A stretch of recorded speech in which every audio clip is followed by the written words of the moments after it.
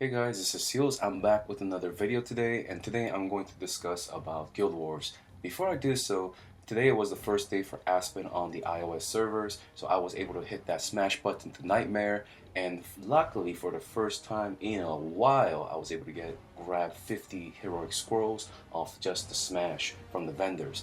I was really happy about that, and through the battles, I was able to obtain 6 more.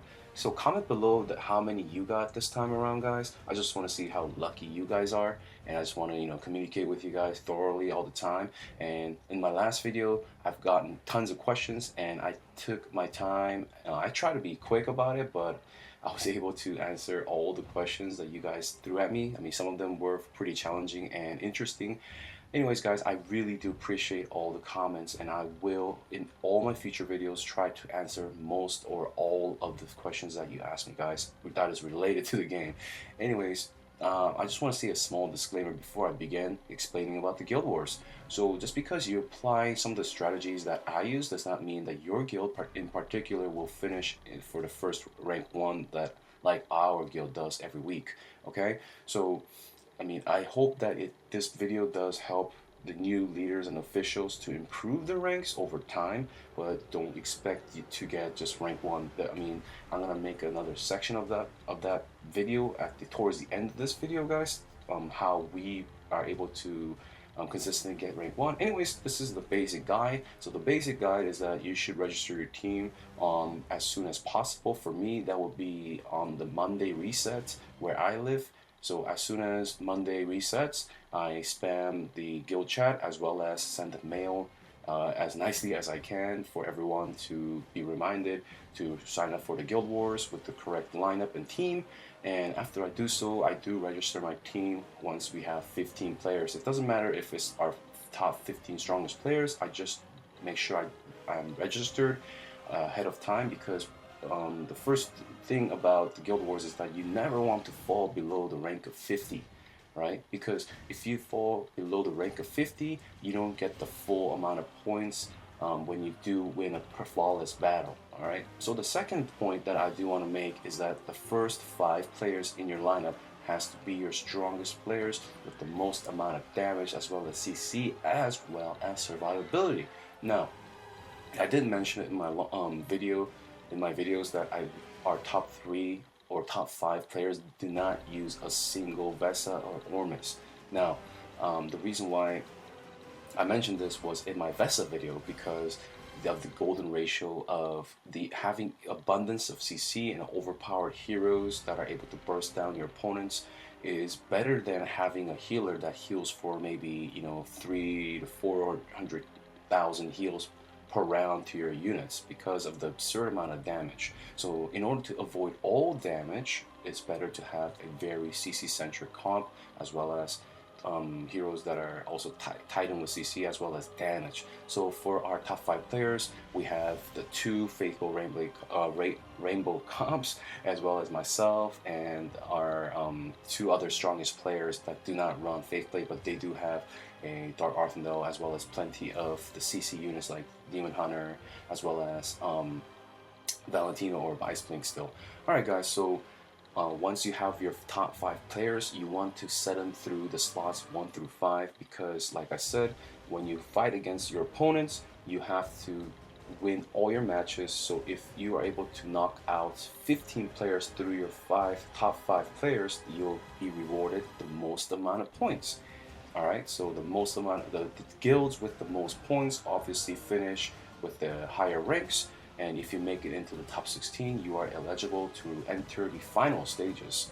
And anyways, the next step that I recommend for a leader or official that is in charge of doing the battles is not to always use your stamina right away. As for us, we only have 2 or 3 times in the entirety of the week where we do sit down, or usually it's just me or another player that does this, where we just sit down and spam fights. So for me, I usually wait till we are in the 30s to 40s. Now, people who don't I mean, of course, from there are officials from other guilds that have died that join our guild, and they always ask, why do we not attack right away? Why are we ranked 30th, 33rd, 33rd, or like 40th?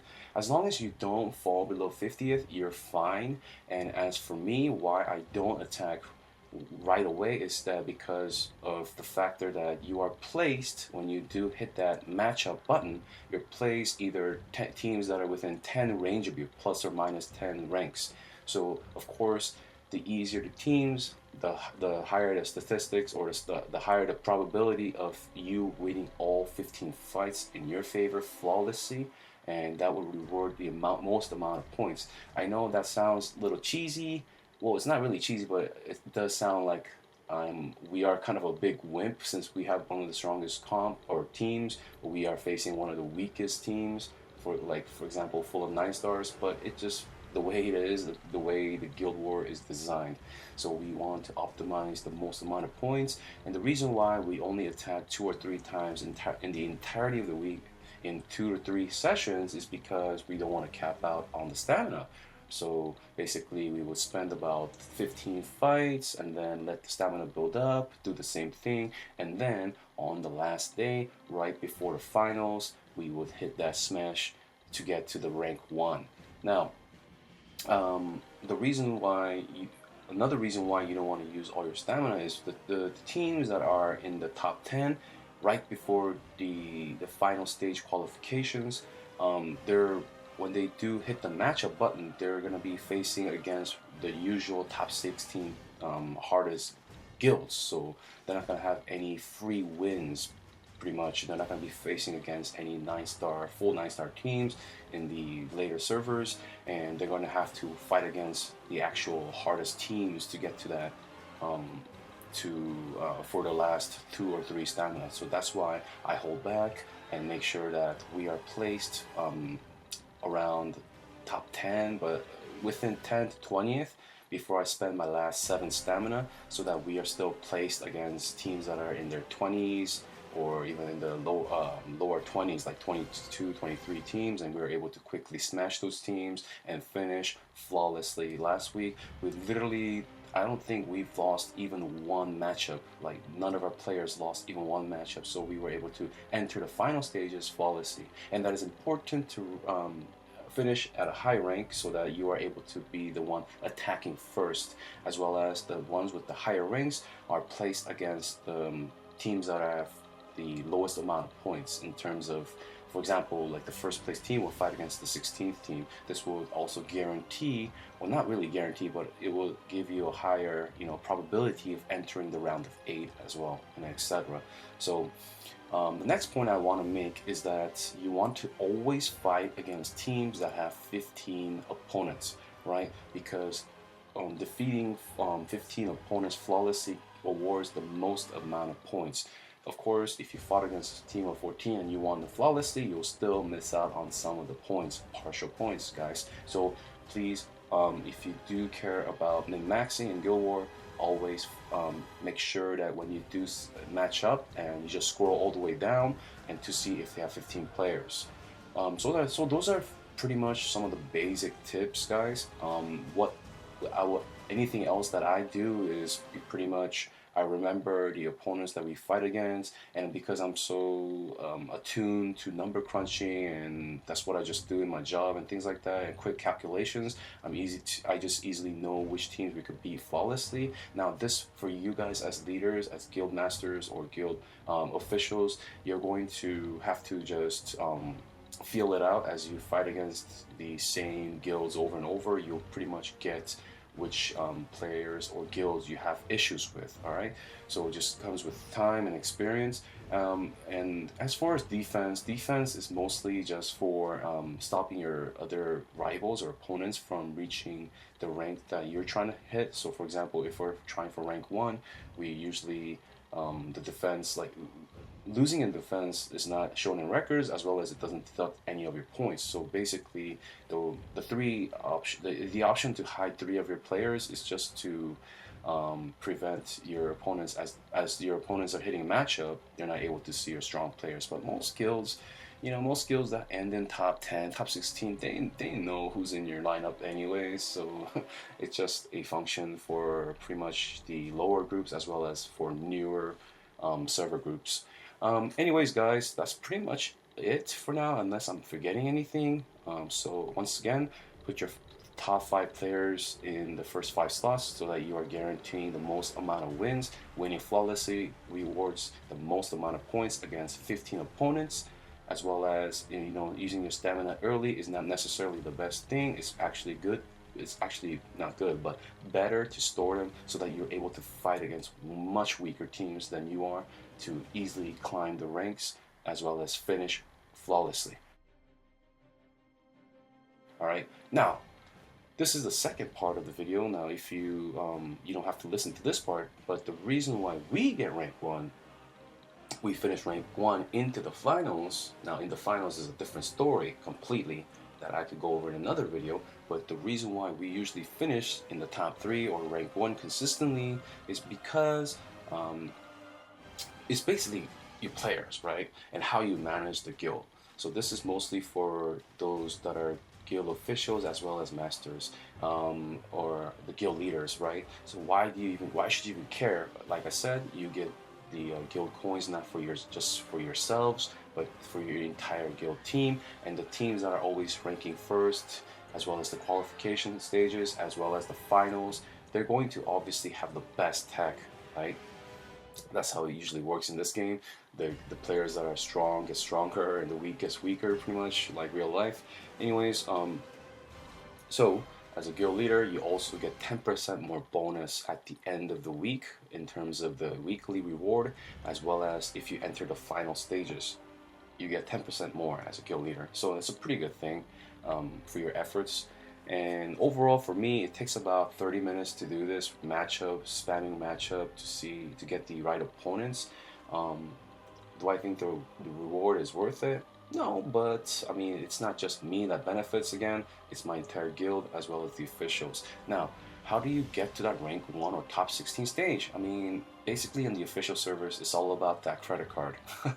And there's nothing really around it. But to be honest, just because you're a whale does not mean you're the best. I've seen a lot of whales. Actually, to be honest, I've seen more whales screw up their teams than a monthly card or free-to-play players who actually go out of their ways to keep up with the current meta, as well as researching what to do on Reddit, as well as the current YouTube videos.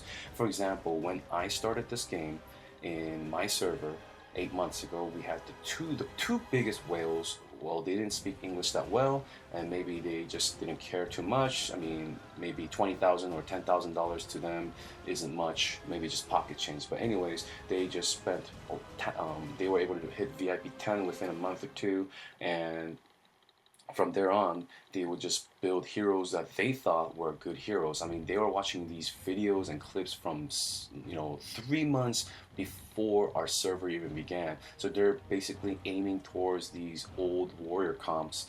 And once they were able to 10-star 6 of those heroes, and they did it in a way that was very rushed. Even as a whale, they would use their guild coins in terms of their guild shop. They actually refreshed it even twice. They even sacrificed god tier heroes to make one 10-star hero of each faction. For example, like to get that Michelle, they would sacrifice as model as well as Gurk or even Faithblade, right? I mean, I've seen this happen, and not only Faithblade but Kameth. I've seen the top 2 whales, they sacrificed 3 copies of Faithblade, 3 copies of Kameth, 4 copies of Armorvore, and like 3 or 4 DAs, Dark Arthandel, because like they should have had a Dark Arthandel, but when I inspected their bags, they had 1 copy. I mean, just by hitting VIP 11, I think you get access to 3 DAs, and they have 1 copy.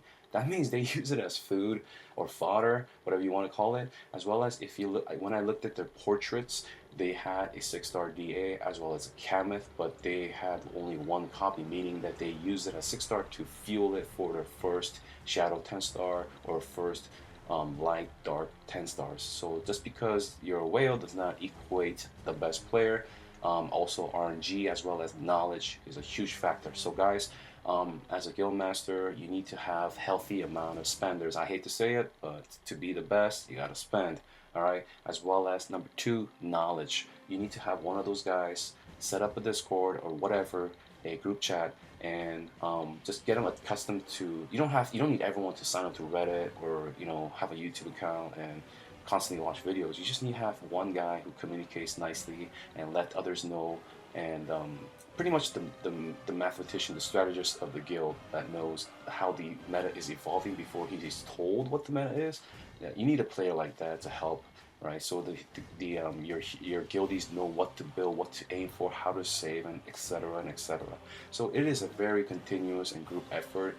It's not it doesn't feel like an idle heroes, the keyword idle, because the person who has to do this, which was me, you constantly have to coach and help your friends, but in the end everyone benefits, like I said, as well as those who are spending thousands of dollars. They can see that money go to decent use. I'm not gonna say good use, because there are of course better ways to spend thousands of dollars. I mean, it's up to their discretion and it's their money, but for me, I mean, I will just do it differently, maybe, like a charity or something. I don't know. Anyways, guys, I just want to keep this video short. It's hitting already almost the 20-minute mark. So if you have any questions, again, please leave a comment below. I hope this video was a little helpful.